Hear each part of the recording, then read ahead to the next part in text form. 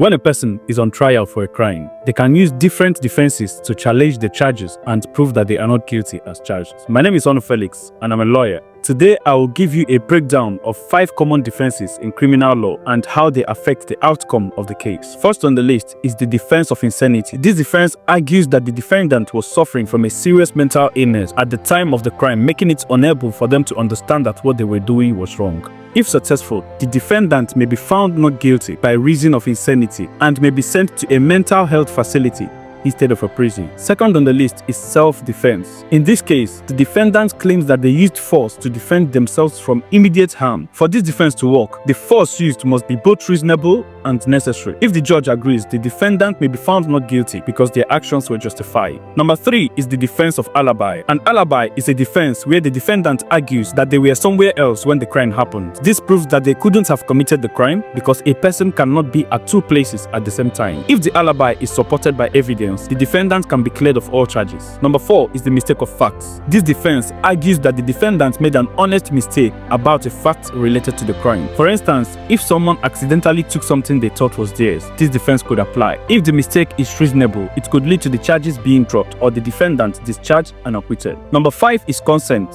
In cases involving sexual assault or similar crimes, the defense might argue that the alleged victim agreed to the actions. If the court agrees that there was consent, the defendant may be found not guilty because their act was not considered a crime. These defenses each have their own ways of challenging the prosecution's case. Success depends largely on presenting compelling evidence and convincing the court of the defendant's position. What do you think about these defenses? Drop your comments below and don't forget to hit the follow or subscribe button to stay updated whenever I drop a new video. Until next time, stay out of trouble.